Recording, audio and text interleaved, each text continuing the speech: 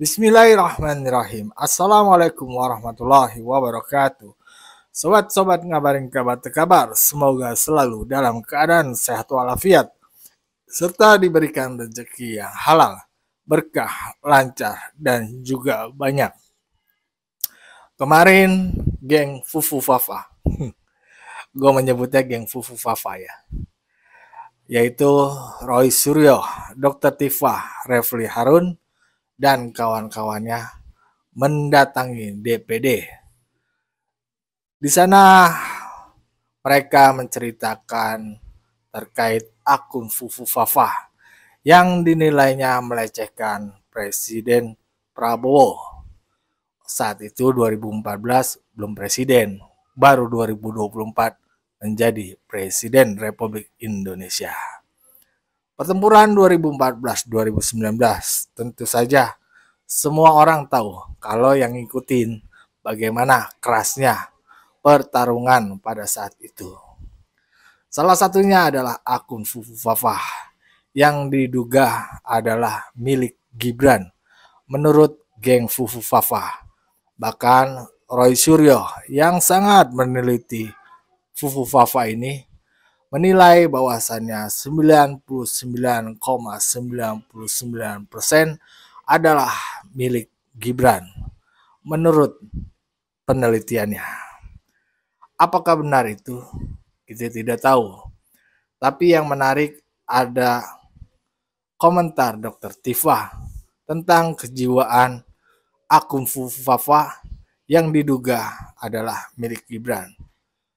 Dr. Tifa mengomentari kok bisa ya Gibran yang memiliki kejiwaan yang terganggu itu bisa lolos dari tes kesehatan sebagai wakil presiden. Ini menurut gua sih kacau ya. Kan baru diduga, katanya diduga, tapi kok menilai kok bisa Gibran lolos. Artinya gini Pak, Bu, ya kan? Kenapa Gibran bisa lolos tes kesehatan? Ya karena Fufu Fafa itu bukan Gibran. Udah, sederhana. Lagian perubahan orang kan bisa berproses. Dari dulu yang buruk menjadi lebih baik. Yang bahaya itu ya, yang dulu baik sekarang jadi hancur. Makanya kita selalu berdoa agar di ujung hidup kita tuh husnul khotimah. Pada saat di ujung hidup kita tuh baik-baik. Pikiran kita, ibadah kita itu. Kalau yang muda terus berproses ke tua harus jadi lebih baik. Bukan yang dulunya bagus sekarang jadi amburadul, rusak mentalnya, moralnya, atau pikirannya. Ya, bagaimana Dokter Tifa mengatakan hal itu di DPD dan warganet, yaitu bukan partai politik, membalas komentar dari menilai lah apa yang dikatakan Dokter Tifa pada saat di DPD. Mari kita simak bersama videonya. Let's go. Saya di sini tidak dalam kapasitas untuk menyatakan apakah pemilik akun Fufu Fafa ini adalah Gibran Rakabuming Raka yang sekarang menjadi wakil presiden terpilih. Saya hanya menyoroti dari aspek klinis apa yang saya temukan dari yang saya lakukan riset, saya lakukan analisis terhadap cuitan-cuitan dia di dalam akun Fufu Fafa yang mengindikasikan, yang saya lakukan assessment bahwa pemilik akun ini memang mengalami problematika dari sisi psikiatri, dan itu jelas terlihat dari serangkaian cuitan-cuitannya yang konsisten. Artinya kalau sebuah gejala klinis itu dilakukan secara konsisten, maka kita patut melakukan assessment. Artinya tersangka, kalau dalam bahasa kedokteran klinis adalah suspected. Kita belum bisa menegakkan diagnosis karena menegakkan diagnosis psikiatri itu membutuhkan waktu yang lama. Pengamatan, observasi, wawancara itu dilakukan berbulan-bulan untuk bisa menegakkan diagnosis apakah seseorang itu tegak diagnosis sebagai penderita gangguan jiwa atau tidak. Jadi kalau ada orang bertanya kepada saya, mengapa seandainya pemilik akun Fufu Fafa ini adalah memang Gibran Rakabuming Raka, mengapa lolos tes kesehatan pada saat dicalonkan sebagai cawapres waktu itu?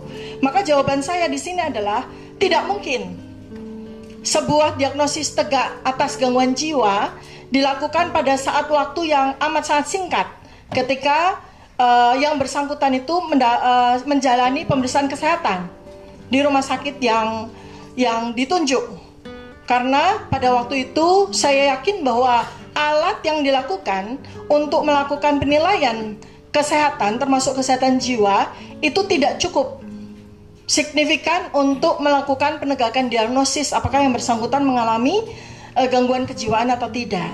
Nah, karena itu maka saya di sini sampaikan beberapa indikasi saja ya, artinya beberapa indikator dari cuitan-cuitan Fufu Fafa ini yang saya yakin bahwa teman-teman sejawat psikiatri seandainya mereka diberikan kesempatan untuk melakukan assessment, observasi, dan ini sangat mungkin dilakukan. Tidak perlu harus kita bertemu dengan yang bersangkutan dan wawancara, tapi kita melakukan sebuah analisis terhadap tulisan-tulisan seseorang.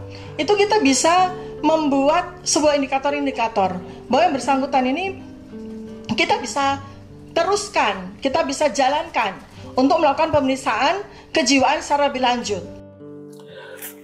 Akhir-akhir ini saya mencoba untuk menginvestasikan waktu untuk memperhatikan analisis-analisis atau tesis yang disampaikan oleh seorang dokter sekaligus dokter yang berkecimpung dengan kesehatan mental ya dan juga nutrisi, yaitu Dr. Tifa ya, seorang lulusan Gajah Mada dan lulusan Universitas Indonesia. Nah, tentu analisis yang beliau sampaikan ketika bersama dengan teman-temannya menghadap Dewan Pertimbangan Daerah ya untuk mengharapkan bahwa ada gerakan politik yang bisa mengimpeach dari Gibran Rakabumi. Ya, ini cukup mengherankan juga.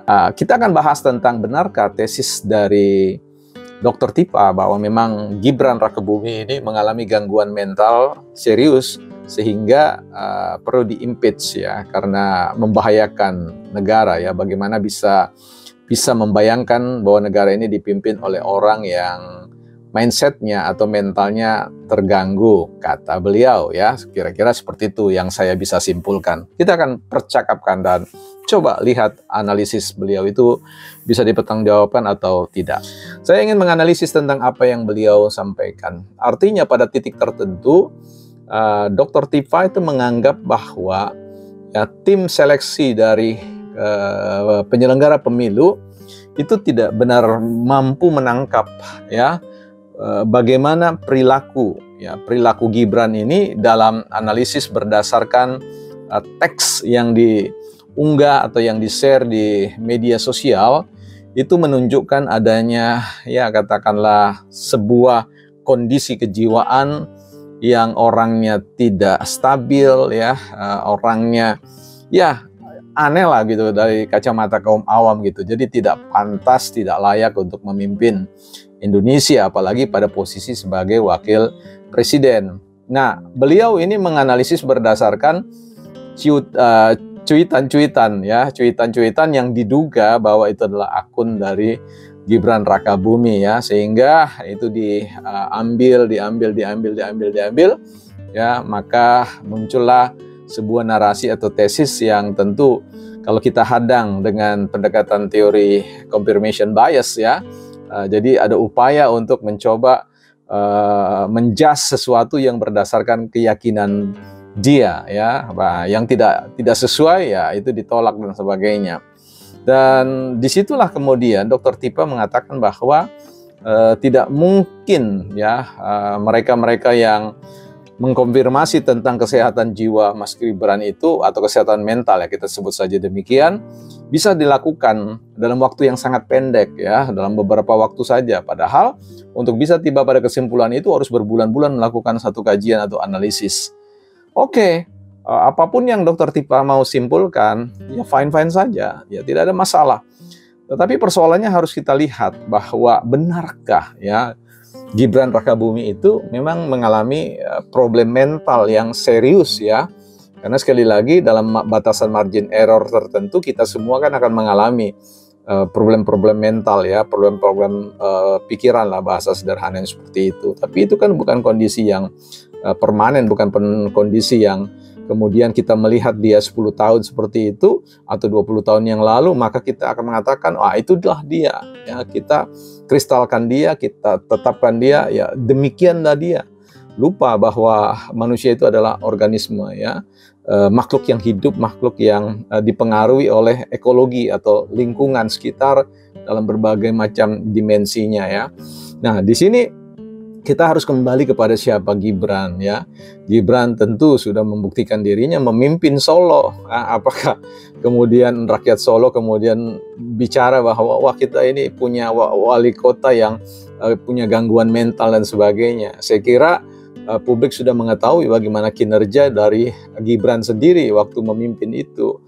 Nah, yang juga harus dipikirkan baik-baik adalah data dari kontestasi pemilu ketika debat ya wakil presiden itu. Nah, kelihatan sekali bahwa bagaimana seorang Gibran mampu mengungguli ya perdebatan-perdebatan itu jauh di atas, mohon maaf, para profesor dan mereka yang malang melintang di dunia perpolitikan. Apakah kemudian itu data itu kita abaikan dan kemudian memunculkan apa yang kemudian dikhawatirkan, yang dicemaskan oleh Dr. Tifa dan kawan-kawan? Jangan-jangan yang mengalami gangguan mental itu sebenarnya bukan Gibran, tapi ya mohon maaf, sorry to say untuk mengatakan kawan-kawan sendiri.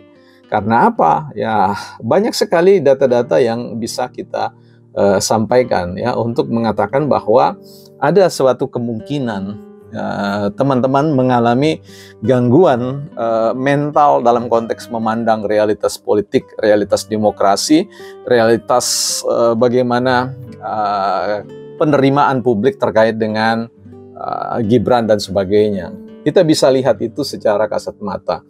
Jadi di titik ini saya kira analisis dari Dr. Tifa itu, menurut saya tidak mau mengatakan meragukannya, ya, tetapi tidak patut untuk dipikirkan sampai sejauh itu, ya, karena kita bisa melihat simptom-simptom atau tanda-tanda pada kesehatan mental Gibran, dan tentu kita akan melihat bahwa ada gairah, ya, semangat yang luar biasa yang dipompakan oleh seorang pemimpin muda, ya, itu terlepas dengan pro dan kontra bagaimana dia hadir dan sebagainya.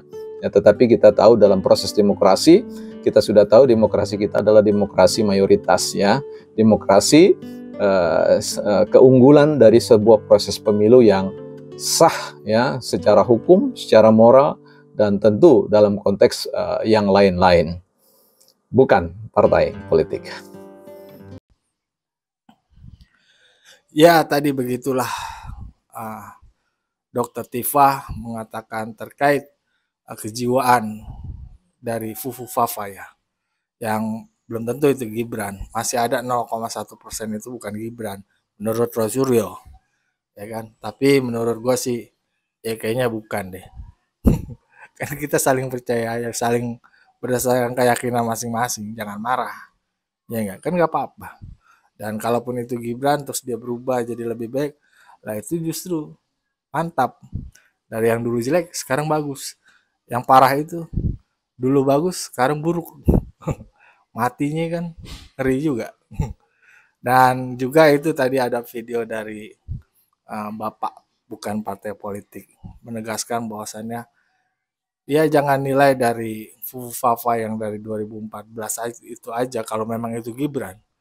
Tapi pada saat Gibran menjadi wali kota Solo dan juga pada saat debat itu juga harus dilihat kementalannya. Bagaimana beliau itu ya sehat, bagus, nggak ada gejala macam-macam, nggak ada gejala gangguan jiwa menurut itu. Ya begitulah. Bagaimana menurut pendapat kalian? Berikan pendapatnya di kolom komentar. Wassalamualaikum warahmatullahi wabarakatuh.